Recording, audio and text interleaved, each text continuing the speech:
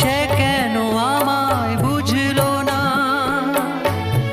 আমি তাকে ভালোবাসি এখনো।